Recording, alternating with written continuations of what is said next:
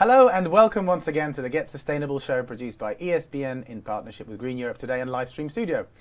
My guest today is a true expert in the field of sustainability, Mikołaj Tyborowski, Sustainability Consultant at Natural Innovations Lab, co-author of their latest ESG report titled Sustainability Inside Poland, In Search for Better Figures. Mikołaj, thank you very much for joining us today. Thank you very much. Thank you for the invitation. Happy to be here, and I'm looking forward that our conversation will be interesting for our viewers. I'm sure it will be. So Mikołaj, for those who aren't familiar with the services you offer and why they are important, can you please provide a few examples of the work you have done with your clients and how it has helped drive changes in business? So maybe at the beginning, a few words about our mission, what's our approach. So our company, Natural Innovations Lab, focuses on sustainable consulting. Our approach is based on business development of our clients through providing benefits for natural environment, climate, and also for people. We support our clients with such services as ESG reporting, EU taxonomy framework advisory, and also European Sustainability Reporting Standard Advisory, so the advisory for standard that will come in the upcoming years and will be important change on the market. Also carbon footprint analysis and reporting, decarbonization strategies, life cycle assessments of product and services. And we cooperated with companies like EIT Food, Veolia, Medicept, Millennium, among others. Right, so experts in the field of sustainability, ESG reporting, and supporting businesses in the transition towards more greener ways of doing business. And one of the key reasons we wanted to host you today is to learn a bit more about your latest report, which we were lucky enough to explore during your launch event a couple of weeks ago. And maybe can you perhaps start off with a quick overview for our audience? So what was the idea behind the publication? What were the core aims, objectives and key findings? Did you discover anything unexpected? Well, the initial idea was to do it a little bit different. So we had a different approach to this report comparing to others' report, which can focus on more like a policy level or environmental level. We wanted to give a floor to ESG sustainability managers in Poland, in Polish companies and advisory companies. And we wanted to make this zoom into the companies and to see how it really looks like to operate and to transform the organizations, the big ones, also the smaller ones, SMEs. And the other perspectives of our report was more like a philosophical. So we wanted to make a confrontation or comparison between the zero. Yes. So by the zero, I mean, or we meant that the concentration of greenhouse gases in the atmosphere should approach zero. So there are many zeros in the market. For example, amount of water wasted, amount of food wasted, amount of pollutants that are emitted to the environment and to the climate, and also impact on biodiversity. And of course, zero in terms of the discriminations and people who are somehow treated by human rights violations. So this is the zero. So those number. And when you compare this zero with different numbers, so those numbers are the numerous expectations of society, business. There are numerous policies, numerous reporting frameworks and approaches to this big transformation, to this great challenge which we are talking about. And we wanted to give the aim of the report to capture the current challenges and needs of sustainability managers in Poland and to give this perspective in context of current regulations, what is currently changing and what are the shifts on this market. Our report was based on qualitative research conducted by our team. We have interviewed 10 sustainability managers, ESG managers from such companies as Aerocash, Pepco, Maspex, CCC or CCC, or Raben. It also is supported. The report is supported by our own desk research and our own studies. So yeah, I noticed a key finding was that zero figure, that the zero is key because everybody is, it's the ultimate goal for many companies to reach zero in as you say, emissions and other targets as well. According to the 2020 Environmental Performance Index cited in your report, Poland scores 37th amongst 120 countries under study with a score of 60.9 units. Denmark leads the table with 82.5, whilst China is, with its carbon-heavy industry, is last with 36.6. How should we understand Poland's position? What are our strengths and weaknesses, and what are the prospects for the future that this score will improve? Well, you mentioned Denmark, so as we can assume, the top 10 of this ranking consists of Nordic countries. But in case of Poland, let's look at the position of Poland among other CE countries. Yeah. And sadly, I have to say that we are somewhere at the bottom of this ranking in our region, between Bulgaria and Albania. So this of course is an outcome of our energy mix. That's the one key reason for sure, and of course the delayed energy transformation. So this also shows our the way we've lost with other countries from our region. And also when we look at environmental EPE, that there are other factors that make this position lower for Poland. This is, for example, the topic of biodiversity. So we are talking about forest and forest losses and green area losses in Poland, and also the important element that shows the low position of Poland in some of the rankings inside of this is the matter of air quality. So we know in Poland that we have problems with smog and how it impacts on health conditions of Poles. So this is observable in this ranking.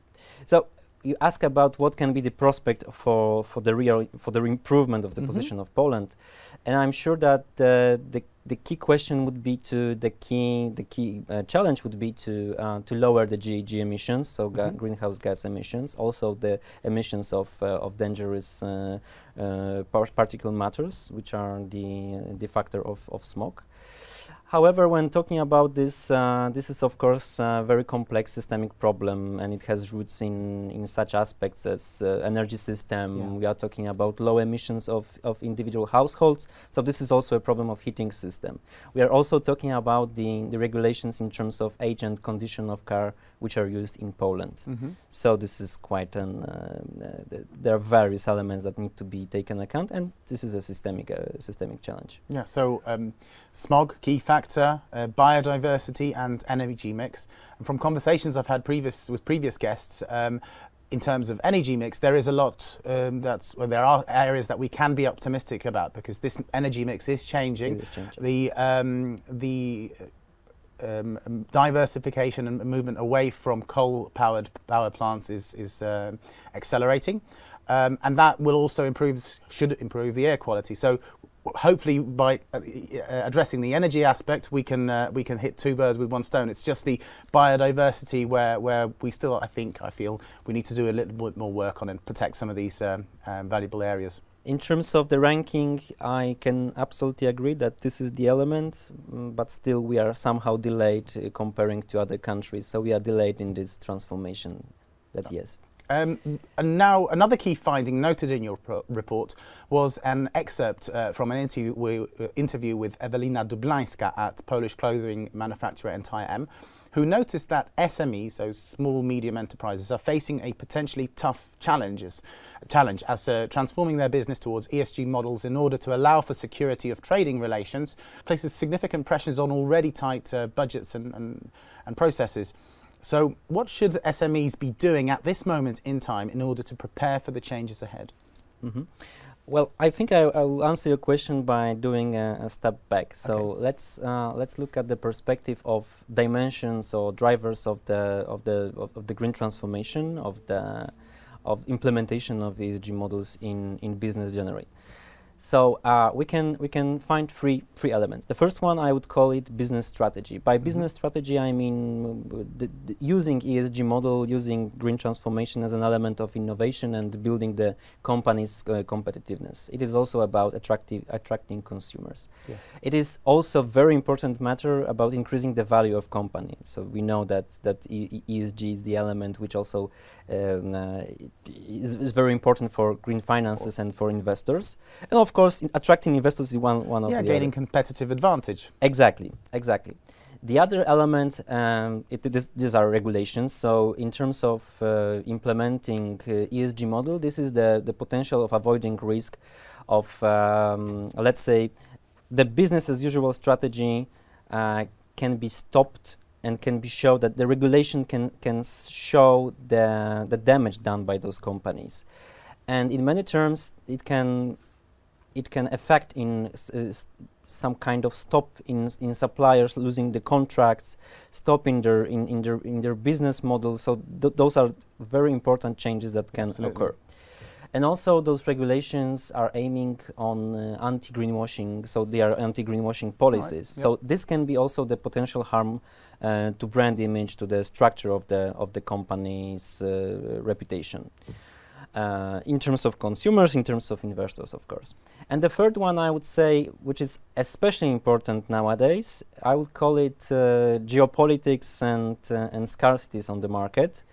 So we should look at the perspective of broken value chains, the current cost of fossil fuels, supply shocks that we are already in, and critical materials scarcities, and also we observe the situations like war in Ukraine. Yeah.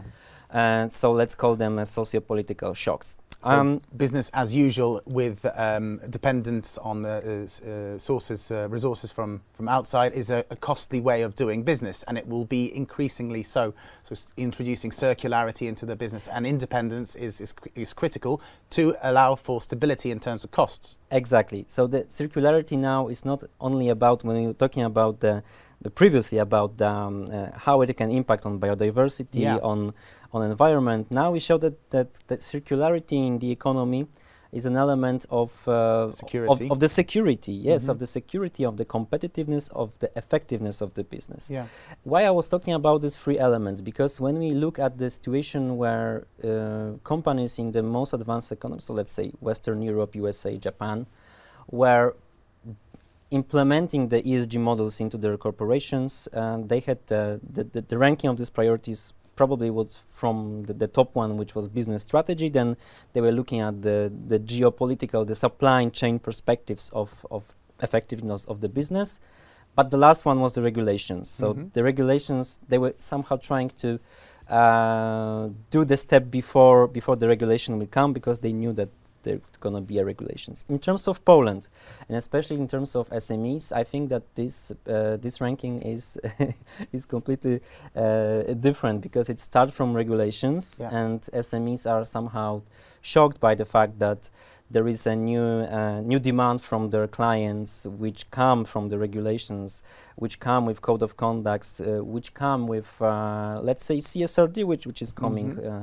And is currently under the regulation CSRD, so Corporate Sustainability Reporting Directive, which will also will be kind of cascading law, which will be indirectly having a great impact on how SMEs are operating, and this will show the great need of information, of data, and also of implementation of ESG policies within SMEs. Yeah.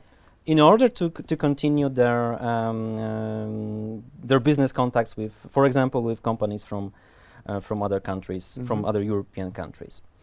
And I would say that in our report we had a great quote from Przemysław Kuna from Intercero, who works as an advisor in circularity, who works with SMEs, mentioned that small and medium sized business companies which do not see the necessity of arising the obligations of the law, do not undertake any transformative activities because they don't have adequate capital and resources.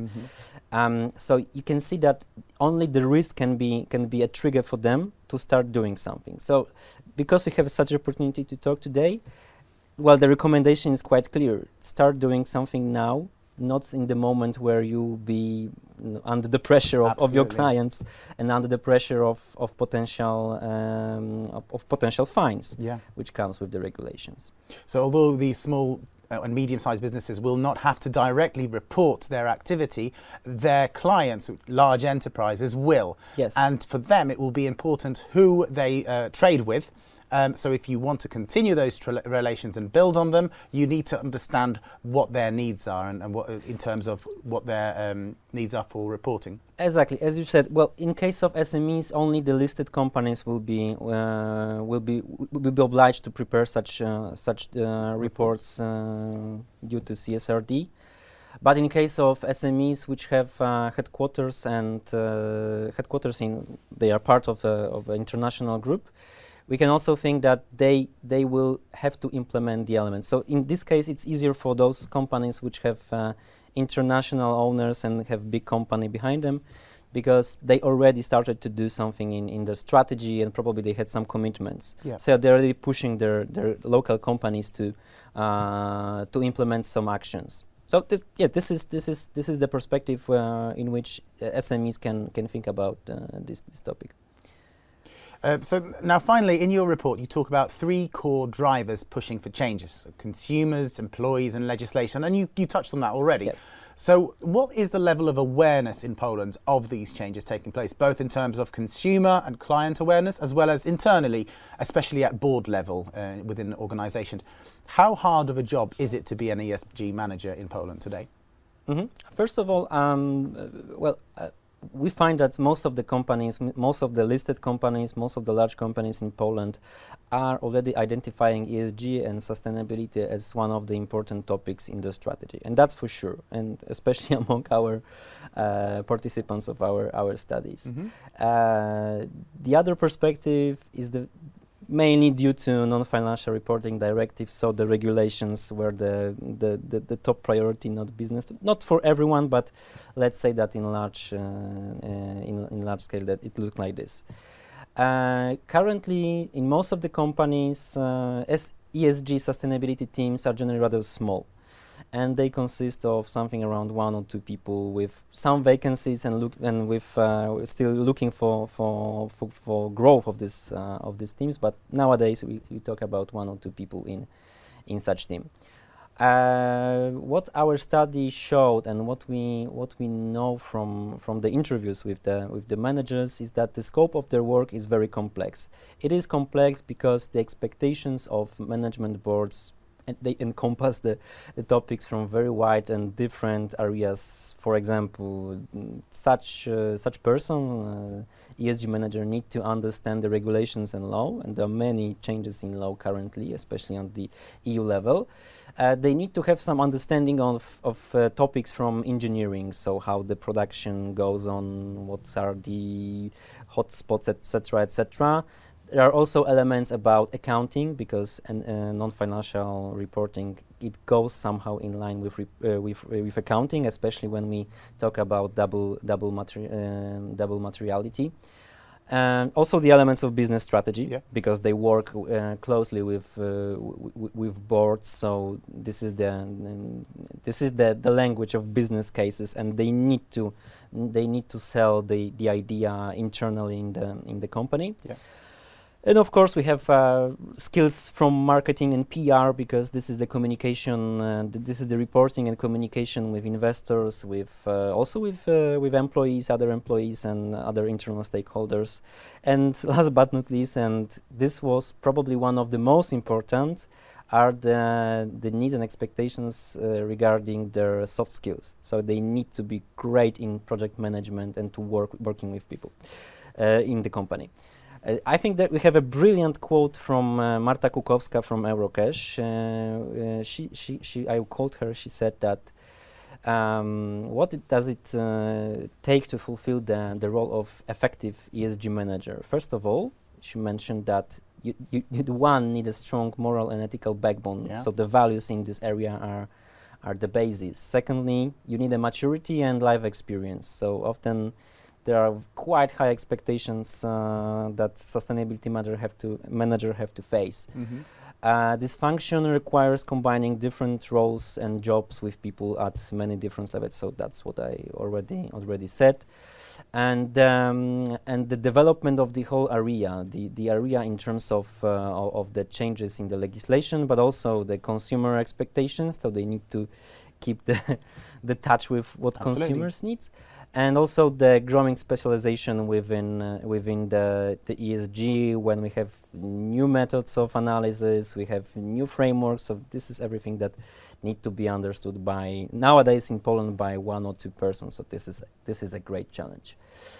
And well, this shows another perspective on this topic, because you can imagine that that such expectations can give a challenge, can show the challenge of sourcing talents into the companies that will fit into this description. Yeah, the challenge is quite substantial. So well, we can talk about this from the perspective of economics. So we see the increasing demand of expansion and specialization within the sustainability teams. Well, let's say that we have a supply issue. We have supply problem because there are not so many people who are professionals in this area. There are already the area is growing in Poland, but the needs are quite high still.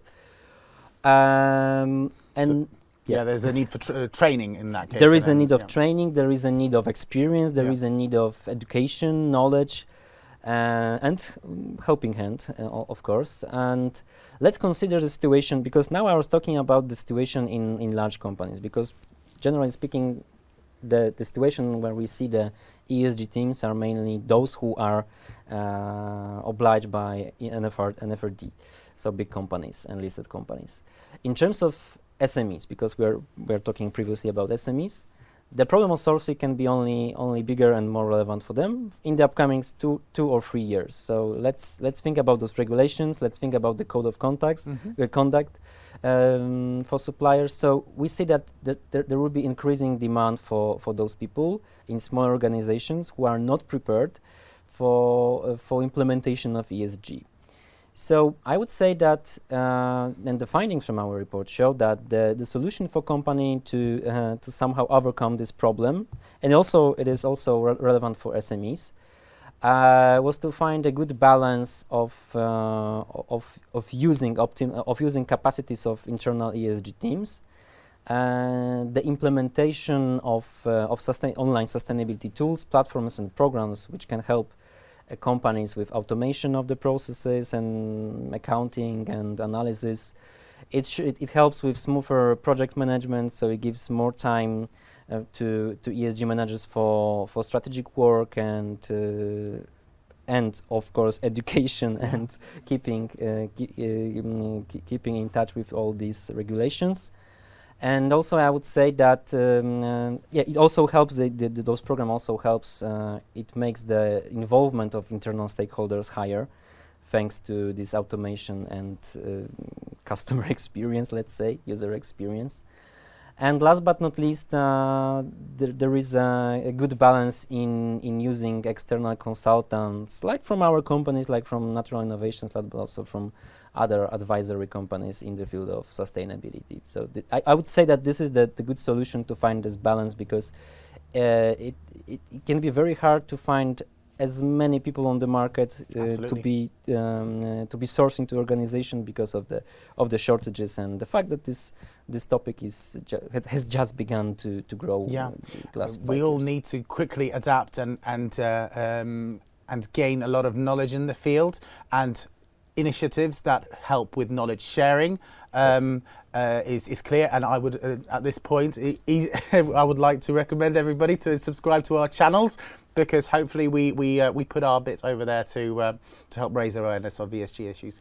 Thank you very much, Mikołaj, for the really eye-opening conversation, and I wish you all the best in your mission to raise awareness on ESG subjects and supporting businesses on their transition to more sustainable business models. Thank you very much. The Sustainability Insight Poland report is available to download on the site, but we've also put a link on our LinkedIn profile, so you can download it directly there. Thank you very much again, Mikołaj. Thank you for the opportunity to talk about this, and I totally agree with the idea of sharing the knowledge and education in this matter. Thank you very much. Thank you. Thank you very much, everybody, for watching. See you again soon. Goodbye.